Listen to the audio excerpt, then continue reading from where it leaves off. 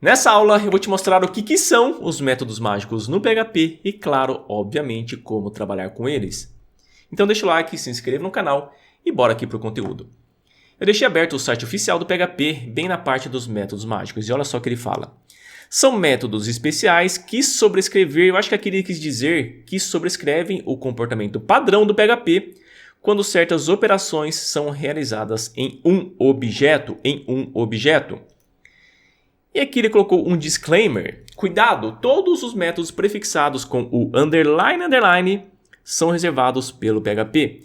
Portanto, não é recomendado utilizar nomes de métodos com esse prefixo, com underline, a não ser para sobrescrever o comportamento do PHP. Ou seja, você só vai utilizar o underline em um método para chamar métodos mágicos. Você não vai criar um método seu com esse underline, não pode, porque isso aqui é reservado para os métodos mágicos.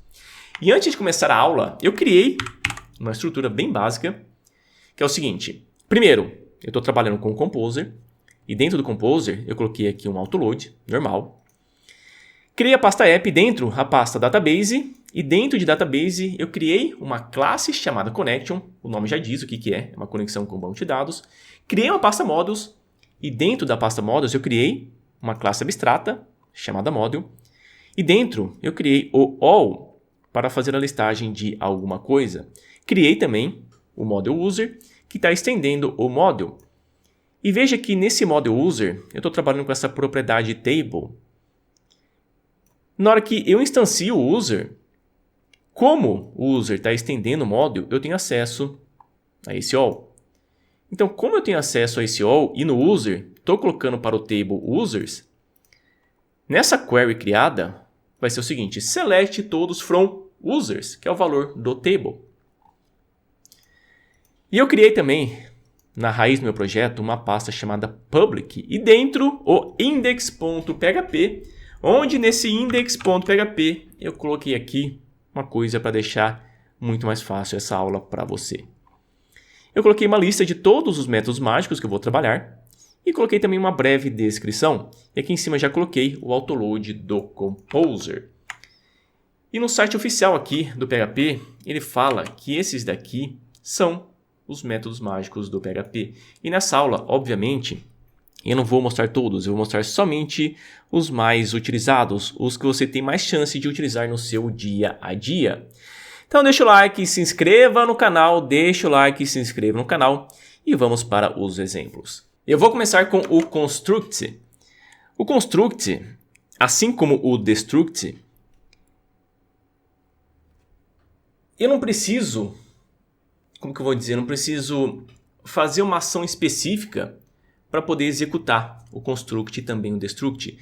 Já os outros métodos mágicos, eu preciso fazer alguma coisa em cima do objeto. Já o construct e o destruct, essa partezinha aqui, quando ele fala que vai sobrescrever o comportamento padrão do PHP quando certas operações são realizadas em um objeto, no construct e no destruct, como não tem nenhuma ação direta no objeto, eu acho que essa descrição aqui não é tão exata. Vê se você concorda comigo. Por exemplo, eu tenho o user que eu vou instanciar, a classe user que eu vou instanciar. Na hora que eu instancio o user, na hora que eu coloco o new user, automaticamente, se tiver o método construct, o método mágico construct na classe user, vai ser executado. Então tá percebendo que eu não fiz nenhuma ação direta em cima do objeto? Eu simplesmente instanciei ele. E na hora que eu instancio ele, se tiver o construct na classe user, vai ser executado. Quer ver? Eu vou colocar public function construct, e só vou colocar um vardamp no construct. No caso, colocando um vardamp com a string construct. Eu estou trabalhando aqui nessa aula com o PHP 8.3, que lançou recentemente. Lançou no dia 21 de novembro. Então, estou trabalhando com o PHP 8.3. Eu vou iniciar aqui o servidor. Perfeito. Agora, vou abrir no meu navegador. Olha o que apareceu, construct. Então, no ato de eu instanciar a classe, automaticamente é chamado o construct. O destruct também não tem nenhuma ação direta no objeto. Eu peguei uma descrição de um livro que diz o seguinte, diz isso aqui, que eu já traduzi, já coloquei aqui e traduzi. Isso, no caso isso é o destruct, é invocado pouco antes de um objeto ser coletado no garbage collector. Aqui ele traduziu como lixo. Isto é, antes de ser expurgado da memória, você pode usar esse método para executar qualquer limpeza final que possa ser necessária. Volta aqui no user, coloca um public function destruct.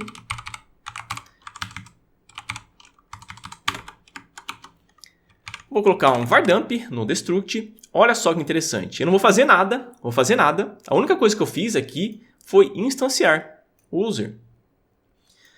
Mas só que quando não tem mais nenhuma referência desse objeto do user, automaticamente é chamado o destruct. Caso, claro, eu tenha o destruct na classe. E quando você coloca também um unset no objeto, quer dizer que você está destruindo o objeto, também é chamado o destruct. Mas como aqui no caso tem o user, e esse user não tem mais nenhuma referência a ele aqui para baixo, então esse unset ele fica meio que não tem necessidade nenhuma.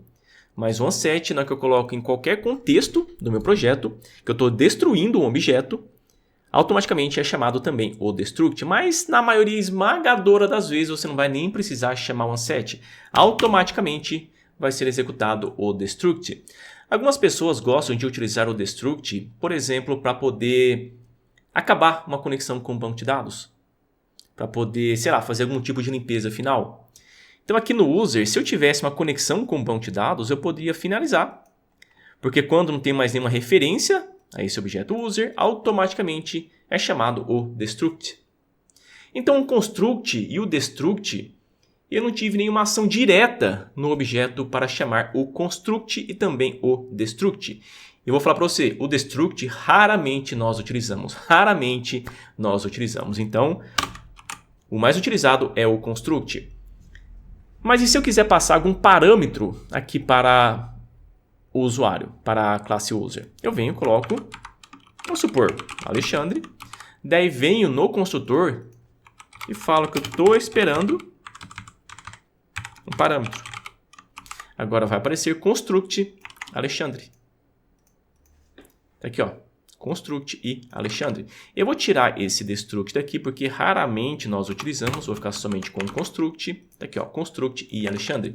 E aqui eu posso passar quantos parâmetros eu quiser. E eu coloco aqui que eu estou esperando quantos parâmetros eu quiser também. Coloco uma vírgula, por exemplo, int age. E passo, vírgula, 41. Deu para entender, né? Então, na hora que eu instancio o user, na hora que eu instancio uma classe, automaticamente é chamado o construct. Agora tem o call. Agora sim, eu vou fazer uma ação direta no objeto para poder chamar um método mágico. Quando o método inexistente é chamado, o método call é chamado automaticamente. Então, se eu tiver aqui o user chamando... o que eu posso colocar? Create. O create não existe. Então, não existe um método chamado create no user. Então, agora estou trabalhando no objeto user, estou trabalhando diretamente nele. E como eu estou chamando um método que não existe, se tiver o underline call aqui na classe user, vai ser executado o que está lá dentro. Então, eu coloco um public function call, onde o primeiro parâmetro vai ser o nome da função. Vai ser function name, pode ser function name. E o segundo vai ser aqui os argumentos. No caso, vai ser um array. Array arguments. Eu vou colocar aqui um var dump. No var dump vai ser no function name e também no arguments. Eu vou passar aqui, vai ser create Alexandre 41. Vai continuar também do mesmo jeito, a mesma coisa que eu coloquei aqui no construtor. E eu vou tirar o que eu coloquei aqui no construtor. Então eu venho aqui, tiro esse name daqui, tiro isso daqui. Agora o que você acha que vai acontecer? Vai aparecer aqui no caso isso aqui são os parâmetros, e o nome do método que eu estou tentando chamar que não existe, o create. Então estou fazendo uma ação direta no objeto, aqui no user, estou tentando estou tentando chamar um método que não existe. E como esse método não existe e eu criei o call dentro desse objeto user, vai ser executado esse método mágico call. Muito legal, né?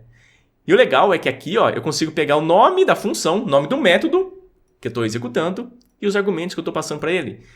Aqui eu estou passando o Alexandre e o 41. Tá aqui, ó, Alexandre 41 e o nome da função é create.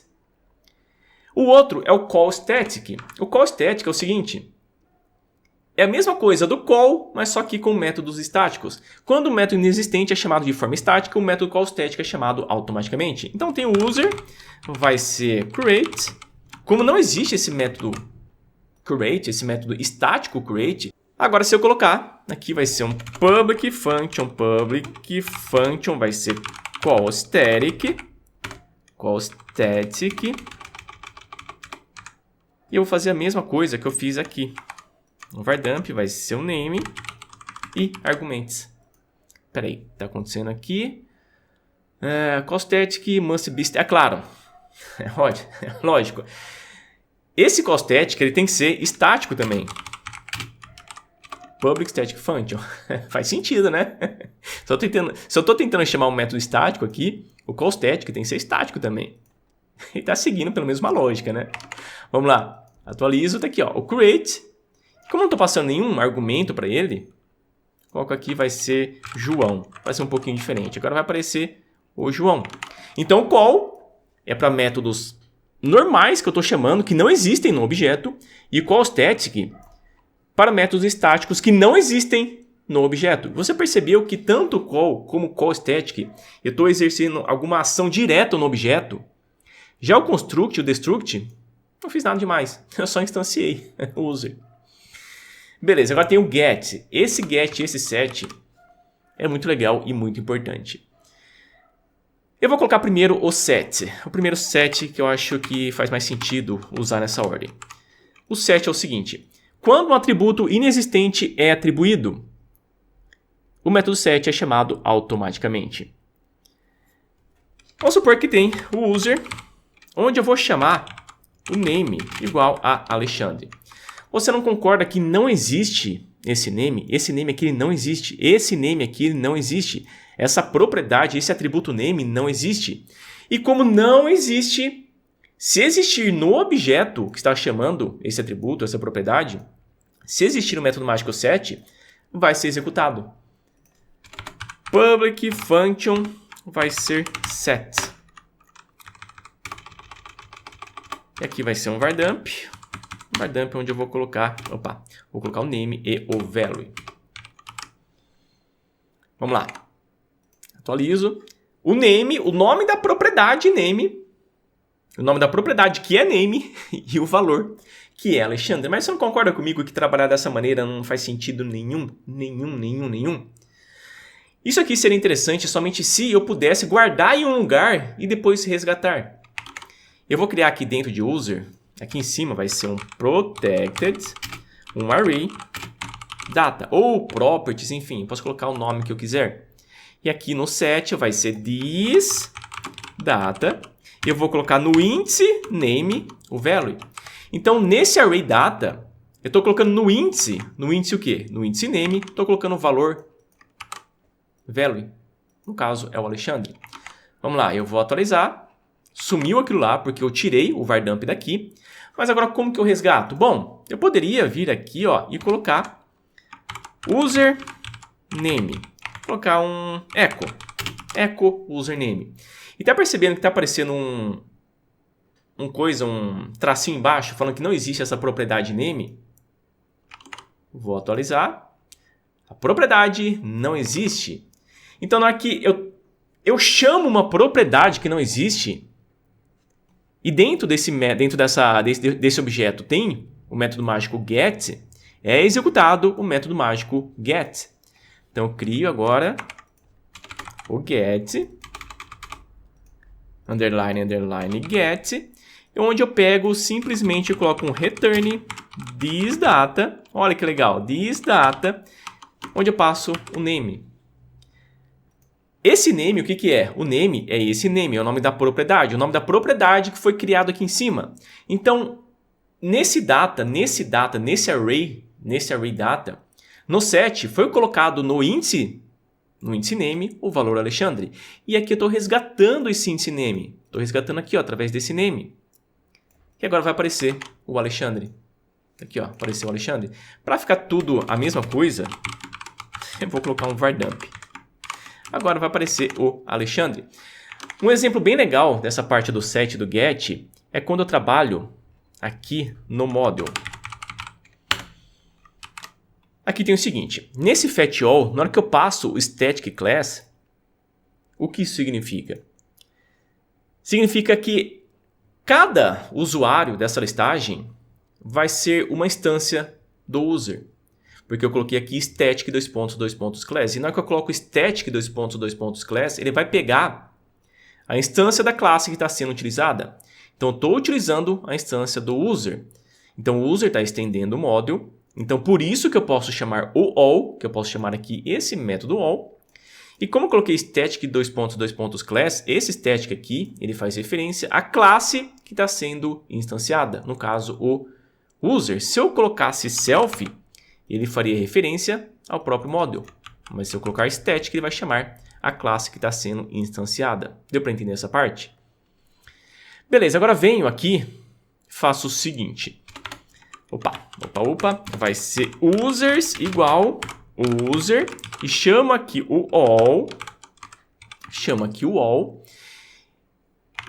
Eu venho, eu atualizo e aqui apareceu construct para todos. Por que apareceu o construct para todos? Porque, como eu falei para você, aqui, cada usuário, ele é uma instância do user. Cada usuário, ele é uma instância do user. Se eu tirar tudo isso aqui, vamos ver o que vai acontecer. Eu atualizo e sumiu todos os constructs. Porque agora, cada registro, ele é uma instância do standard class, do std class. Então, aqui, como cada usuário, cada registro é uma instância do user, vai aparecer no construtor. Quer dizer, vai aparecer aqui o construct para cada um deles. Perfeito, mas se eu vier e fazer o seguinte, for it vai ser users as user. E passo aqui um var dump user e chamo o first name. Vamos ver o que vai acontecer. Eu vou atualizar, eu venho aqui embaixo e está funcionando. Eu vou tirar esse construtor porque ele está mais atrapalhando do que ajudando. Vou comentar esse construtor e aí está funcionando. Mas olha só, se eu tirar o set e se eu tirar o get, olha só a mensagem que vai dar. Apareceu aqui, olha só. Name is deprecated, id is deprecated, first name is deprecated, last name is deprecated, image is deprecated e assim por diante. Por que acontece isso? Porque, que nem foi para você, cada registro dessa requisição aqui, ele é uma instância do user. E na hora que eu tento chamar o first name você não concorda comigo que ele não existe na classe user? Não existe? Então ele está falando que não pode criar dinamicamente o first name, o last name, e-mail, password e assim por diante. Eu não posso criar dinamicamente. Então o que eu tenho que fazer? Eu tenho que vir aqui no user e colocar, por exemplo, vai ser um public string first name. Eu vou colocar aqui também para o last name. Eu vou colocar aqui para o e-mail, vou colocar para o password, eu vou colocar para o image e... image. Vamos ver, eu vou atualizar. Algumas mensagens de erro já sumiram. Agora ele está falando que o name is deprecated. Esse name aqui eu não estou entendendo por quê. O ID, claro, o ID aqui eu tenho que colocar. Veja que o ID agora ele vai sumir também. A mensagem do ID ele vai sumir. Olha só. Eu vou colocar o created at e o updated at. Você entendeu aqui o que vai acontecer, né? Mas só para que eu vou criar todas essas propriedades se eu posso utilizar o set e o get? Então, na hora que eu chamo o first name aqui, como não existe, olha que legal, como não existe a propriedade first name aqui no user, e existe um método mágico set, eu vou colocar para o data esse valor.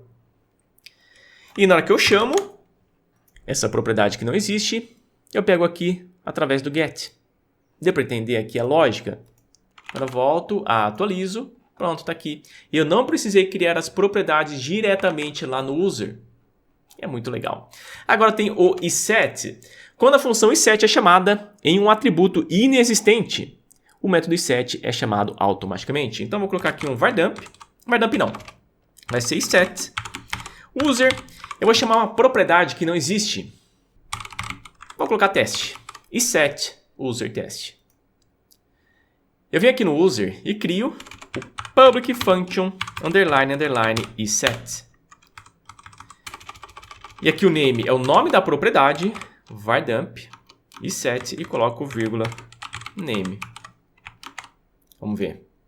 E vou tirar também esse vardump daqui, porque eu não quero fazer a listagem. Iset e teste, tá vendo? Então foi executado o iset. Foi executado o iset. Como eu dei um iset em uma propriedade que não existe, foi executado aqui o iset. Mas se eu tirar o iset, vamos ver. Atualizo. Não aconteceu nada, tá vendo? Não aconteceu nada porque também eu não coloquei aqui um vardump, porque o iset ele retorna um valor booleano, ele retorna verdadeiro ou falso. Então nesse caso aqui, vamos lá. Nesse caso aqui vai aparecer falso porque não existe essa propriedade. Mas se eu colocar o iset, vai ser executado o underline iset. Então tá vendo como é meio que autoexplicativo esses métodos mágicos? O call é para métodos que não existem. O set é para propriedades que não existem. O get é para chamar uma propriedade que não existe. O callStatic é para chamar um método estático que não existe. Beleza. Volto aqui, tem o unset. O unset é a mesma coisa, né? Que eu coloco um unset em um atributo inexistente, também é chamado o unset. Isso aqui eu não vou dar nem exemplo, porque isso aqui já está bem autoexplicativo, né? Tem esse toString. Se eu colocar, por exemplo, um echo user, o que vai acontecer? Olha o erro que vai dar. Concact error, object of class, user, não pode ser convertido para uma string. ToString, tá vendo aqui, ó, ToString. Mas se eu vier e colocar public function, vai ser ToString, vai ser um vardump ToString. Agora você vai ver que vai aparecer aqui ToString, tá vendo? E tá falando que o ToString, o return deve ser do tipo string. E não retornei nada. Então só vou colocar um return. Até porque tem que retornar uma string, né? Olha o nome do método mágico, toString. Tem que retornar uma string. Agora sim vai aparecer aqui toString sem a mensagem. Tá aqui, ó, toString. E claro também, para ficar mais amigável,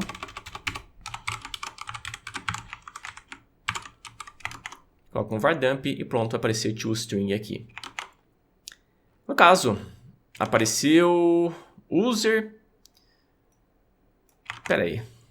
Vardump user, tá certo. Ah, tá, é claro. Só na hora que eu coloco o echo. Perdão. É só na hora que eu coloco um echo. É óbvio. Perdão. É só na hora que eu coloco um echo. Porque um echo, eu só dou um echo, por exemplo, em tipos primitivos. E aqui no caso, na hora que eu dou um echo num objeto, se eu colocar o toString dentro desse objeto, dentro dessa classe, automaticamente chama o toString. Porque é como se eu estivesse querendo transformar o objeto em uma string, porque eu estou dando um echo nesse objeto. Mas e se eu colocar um número? Se eu vir aqui e colocar um número, e aí? Será que vai dar problema? Vamos ver. Não, está funcionando. Legal, né? Vamos lá. Próximo é o invoke. Quando eu chamo o objeto como uma função. Se eu vier aqui, por exemplo, colocar user como uma função. Esse user ele é um objeto, mas se eu tentar chamá-lo como uma função, olha só, is not callable, user is not callable. Ele é callable somente se eu colocar aqui um public function invoke. Agora vai aparecer o invoke aqui, então estou chamando como uma função. E tem o clone. O clone também já é autoexplicativo. Na hora que eu tento clonar, na hora que eu venho aqui e tento clonar, coloco user clone igual a clone user. Estou clonando o user. Na hora que eu chamo esse clone, na hora que eu chamo aqui esse clone, automaticamente ele executa o método mágico clone. Public function clone. Var dump aqui no clone. Agora eu vou testar. Aqui, ó, clonou. Então, na hora que eu clono um objeto, na hora que eu chamo esse clone aqui, esse objeto aqui, se tiver o método mágico clone, esse método mágico ele é executado. E agora tem esse debug info. Esse debug info eu acho muito legal. Aqui no model eu vou criar um protected, vai ser string query. Aqui no all eu vou passar query this. Esse debug info, eu não lembro qual que é a biblioteca que eu utilizei que usa esse debug info. Sinceramente, não lembro. Mas eu vou colocar o seguinte, vai ser um public function debug info. Ele tem que retornar um array. Então, eu coloco aqui o seguinte. Vai ser return um array debug, onde eu vou passar o this query. Eu acho até que seria interessante eu colocar, ao invés de debug, eu coloco aqui query. Na hora que eu venho agora aqui, eu faço o seguinte, na hora que eu coloco um var dump no objeto, olha só, no objeto, na hora que eu coloco um var dump, olha que interessante, eu coloco um var dump, no user vai ser executado o underline debug info, que vai aparecer exatamente a query que foi criada. No caso aqui está dando um erro, que eu tenho que iniciar pelo menos essa... Cadê? Eu tenho que iniciar. Cadê aqui? Tem que iniciar. E aqui eu vou descomentar essa... Não, tá certo. Eu posso comentar porque eu estou chamando aqui o all. É isso mesmo. Agora eu vou atualizar. E tá aqui, ó. Tá vendo aqui embaixo? Query e a query executada. Então, na hora que você cria uma estrutura sua para trabalhar com um banco de dados e você quer saber qual que é a query que está sendo executada, quais as queries que estão sendo executadas, você cria o debug info e retorna um array e passa exatamente o que você quer retornar. No caso, a query que foi criada aqui, ó, foi criada aqui. Então, são esses os métodos mágicos, ou melhor, isso que são os métodos mágicos.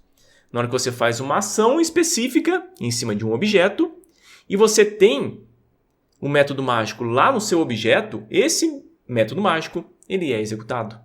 Então eu faço uma ação no objeto e conforme for essa ação, se tiver algum método mágico para trabalhar em cima desse comportamento, ele vai ser executado. Entendeu? E aí, gostou da aula? Deixa o like, se inscreva no canal e se puder deixa um comentário aqui embaixo para aumentar o engajamento da aula e aumentar também o engajamento do canal. Um abração e até a próxima aula.